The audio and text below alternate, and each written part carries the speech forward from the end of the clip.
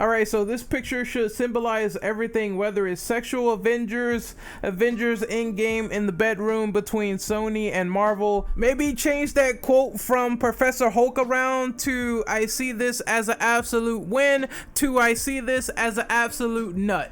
I can't stop laughing while explaining this, but yeah, Sony and Marvel, they basically made up, and now we have Spider-Man back in the MCU to break it down in layman's terms. And I know some people probably would want to hear my thoughts on this and give an opinion on what I think about this whole fiasco and how it came back into fruition yet again to appease all the fans.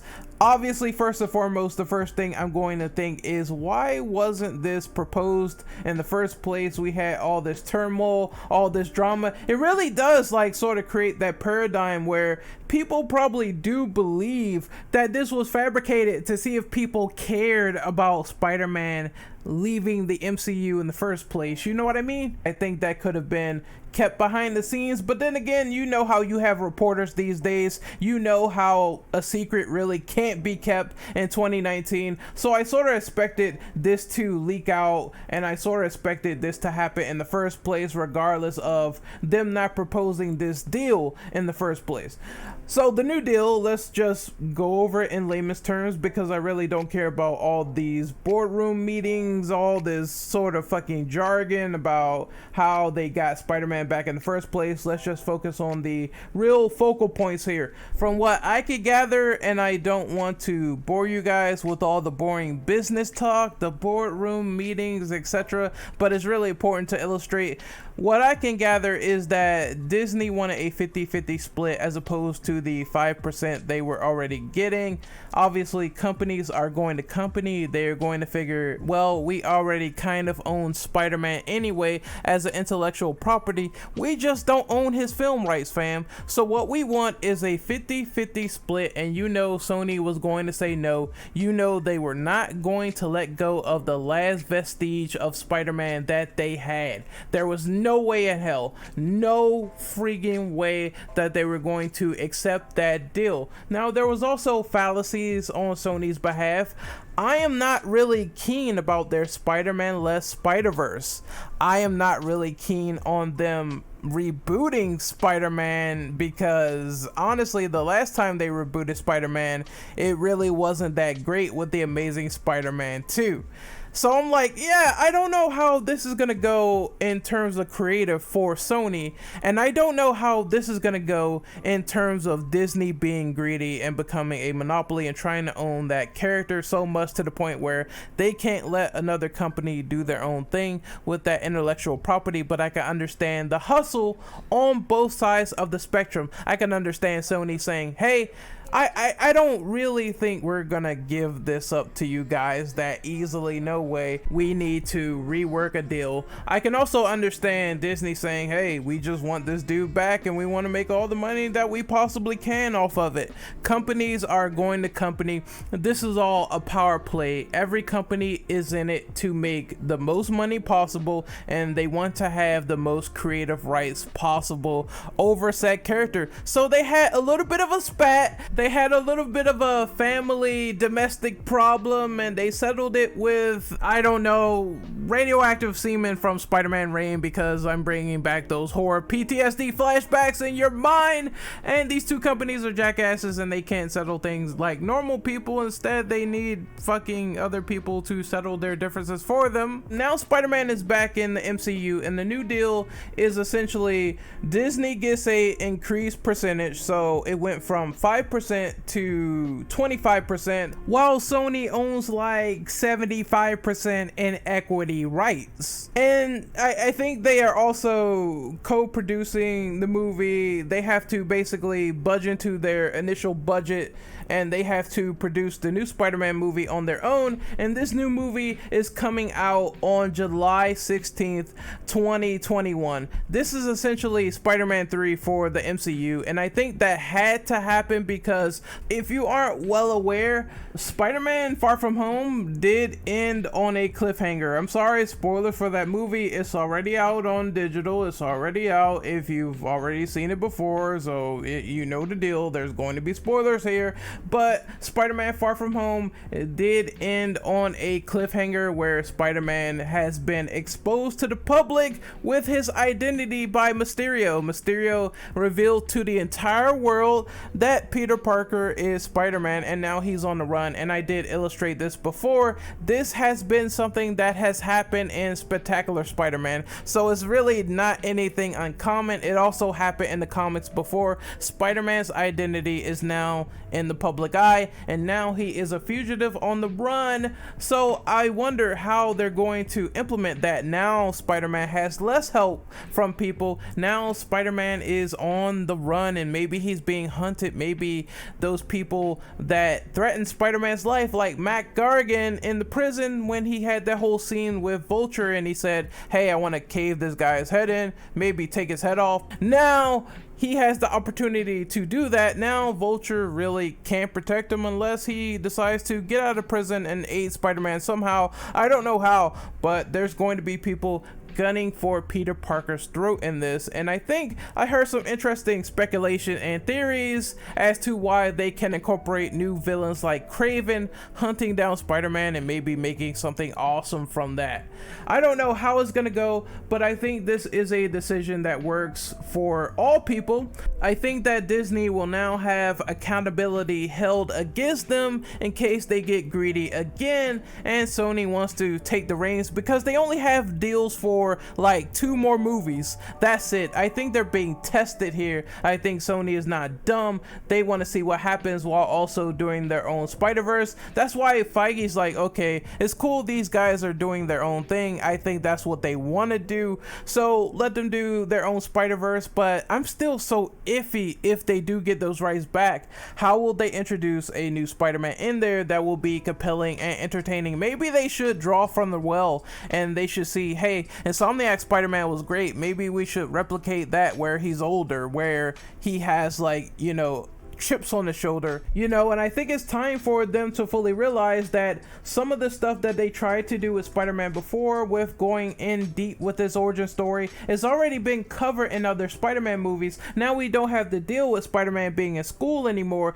Now we don't have to deal with Spider-Man being in college anymore. Now he's a fully grown man trying to get a job and make ends meet, and we don't have to deal with that sort of origin story premise that's being shoehorned into Spider-Man more and more and more as they establish him. We already know what Spider-Man is. It's time to get to the action if they made their own Sonyverse Spider-Man. And what I would like to see personally is I would like to see all these standalone movies have some merit going forward into the future. I would like to see Morbius in a future Sony Spider-Man movie. I would like to see Venom and Carnage. I would like to see Tom Holland interact with sort of Tom Hardy, and they have this sort of dynamic. If they can make that work and they keep him as Spider-Man, or they do a differing rendition where Tom Holland is very distinct from MCU Spider-Man, he's his own different version, he's more adult focused now.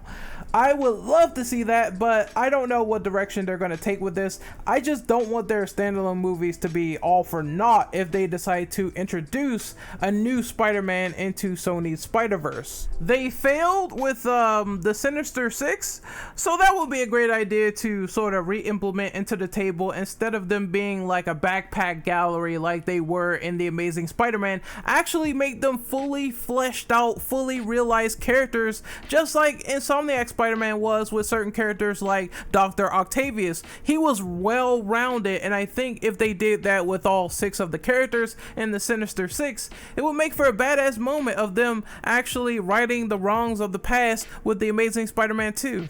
I think, like I said, this is a great idea. You have Spider-Man 3 coming out July 16th, 2021, the MCU version. Then you have a future appearance from Peter Parker, from Tom Holland Spider-Man in a future Marvel Studios movie. Nobody knows what that is specifically, but if I could only assume, there was the rumors of shoehorning in Tom Holland with the flat Brie Larson, because they wanted to do this whole test to see if Tom Holland would make Brie Larson even better in Captain Marvel 2.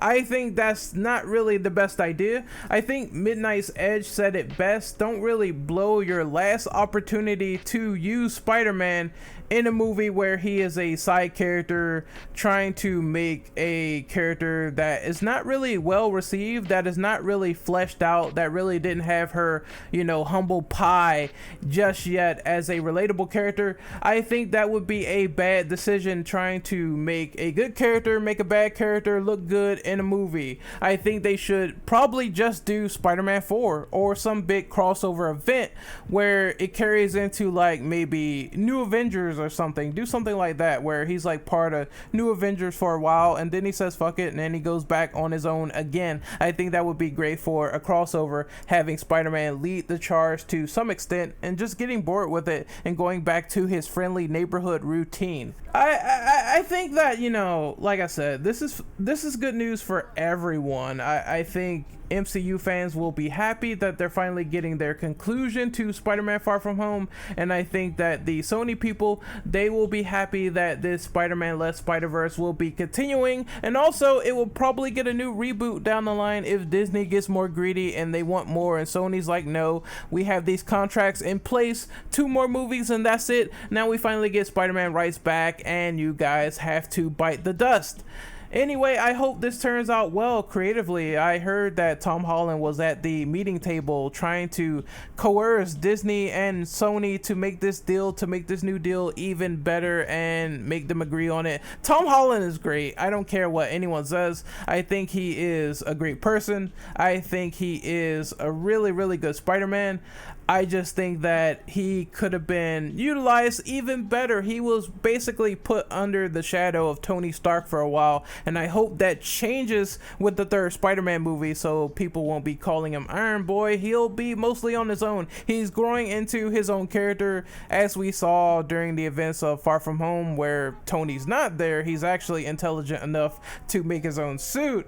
So there is these glimmers of hope with the 3rd Spider-Man movie being something incredible if he is a fugitive and being hunted and on the run, and he's probably going to be alone in this journey because everyone knows who he is now, and that means that going back to people like Aunt May puts them in jeopardy as well. It probably even puts them in jeopardy more so now that people will gun for what Peter Parker cares about the most. So once we put things into perspective, it kind of makes a little bit more sense for that 3rd movie to be the magnum opus of this trilogy, and I hope that John Watts delivers on that front. We will see what happens during 2021. There's also the interesting tidbit that this movie comes out relatively close to The Batman, which is the DCEU reboot of The Batman, and they will be including Rob Pattinson into the mix, and I'm very curious to see how he turns out with this. I know a lot of people ribbed him for Twilight, but apparently he is a very damn good actor, and I want to see how that movie comes into fruition against Spider-Man. I think Batman is like June 2021, and I think Spider-Man is like July 2021, so that's cutting it really close, but competition is good. Competition is very good, and I want to see both movies basically thrive in success, and hopefully we have 2 good treats on that month. I just love it when comic book movies come out near each other and they have the potential to be good or interesting from a creative standpoint. What are you people looking forward to the most? Tell me in the comment section below. I'm very curious. But once again, this is my thoughts on Spider-Man coming back to the MCU. Like I said, it's very good that Tom Holland was basically the middleman, the mediator behind this deal, and he basically decided to get all these cronies, all these old CEOs who only care about money to really come together and do something good for the fandom. I just hope that Disney does not blow their final 2 opportunities to probably use Spider-Man before a deal is renegotiated, and I hope that Sony does something extraordinary with their Spider-Man Less Spider-Verse, introducing Spider-Man in a more natural way if they decide to get him and they decide to get their rights and get their reboot in order. I just want that to be really good as opposed to being trash like Amazing Spider-Man 2, because I think we just don't want trash movies now if we've seen things in the cinema like some of the MCU movies that came out like Avengers Infinity War, and obviously Joker is a smash hit, so I think we have that sort of precedent in mind where we do want something really stellar, and we don't want these IPs wasted. We don't want wasted potential. We also don't want Spider-Man to be basically pumped out until he's irrelevant and boring. Now, from Disney's behalf, I think both companies were at fault, and I think it's finally good that both companies got together and they decided to put aside their grievances and come together for all people who will enjoy the outcome of this deal. I know there's some people that really don't enjoy it, but believe me, Sony's not stupid. They are smart. I think this is the best compromise. They are testing the waters to see if this is a great decision in the future, and hopefully this collab goes somewhere, because like I said, Spider-Man Far From Home made like $1 billion. That fucking movie banked hard. I think it's the most successful Spider-Man movie of all time in terms of box office. Maybe they will strike lightning in a bottle twice. Who knows? Anything can happen in that department. I'm just glad that Spider-Man is back in the film media, and I can't wait to see what they do with all his characters, with all his rogues gallery, with all the people involved. I just hope that both companies take the respective criticisms and they make great movies. I hope that Sony actually does thrive with their Spider-Verse, and they know that quality is a factor, and they know that they really need to introduce a rebooted Spider-Man in a good way, as opposed to retreading some of the same things over and over again. Do something interesting, do something we've never seen before. Maybe try to migrate the Spider-Verse into a film verse and make that happen somehow, some way. I don't know how, but I think that's what I would personally want to see. I would love to see like maybe old man Toby come back and he's integrated into an older Spider-Man, and that would be kind of awesome. That would be kind of sick, you know. Maybe that would be like some sort of weird continuation of Spider-Man 4. I mean, who wouldn't want that? That would be an awesome idea. And I think that they only got one chance with Carnage. I really hope they don't blow that movie, because I did not like the villain in Venom. I thought that Riot was a wasted opportunity, if I'm being totally honest. Maybe Carnage could fix that. I hope their standalone movies really ultimately means something in the end, as opposed to being like terrible spin-offs. And I'm sorry if you heard that beep. I think that was my parsec going off. I'm sorry about that. But I hope that the villains, you know, really mean something and they're not just one note.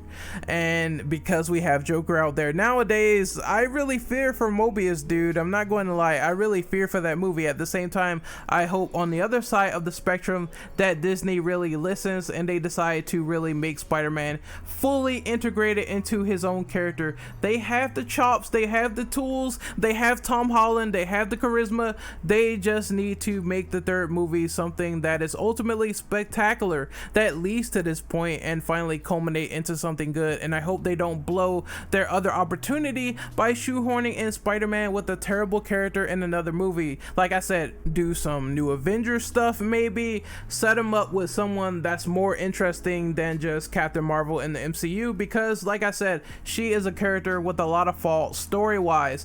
Put him up with like Fantastic Four or something. Kevin Feige had no problem announcing that he's going to do a potential Fantastic Four movie. Spider-Man really enjoys the Fantastic Four. If they do something like that, it would make total sense, right? Because I mean, in the comics, Spider-Man wanted to join up with them at one point. That's why the costume, the Amazing Bagman, exists, because he really didn't have like anything to conceal his identity outside of a plastic bag and the Fantastic Four suit on. So he still wanted to keep that on, but he still wanted to be a part of the team. So why wouldn't that make sense to have him in a crossover like that, over shoehorning him in with a character that is not quite humble, that is not quite well received yet? I don't get it. Anyway, those are my ideas. Those are my thoughts on Spider-Man being back in the MCU. Like I said, great for fans. Hopefully they improve on everything, and hopefully these two companies can realize that what's really important here is the fans and not all who makes the most money, etc. I know they're companies, I know they're in it to make money, but the fans come first. That's how I feel about it. And once again, I couldn't be any more happier at the outcome, and I hope the outcome leads to some of the ideas that I talked about in this video. Anyway, if you guys liked the video, be sure to like, share, and subscribe. Tell me what you guys think about Spider-Man being in the Marvel Cinematic Universe. Tell me what you guys thought about some of my ideas, and I will see you guys next time. Later.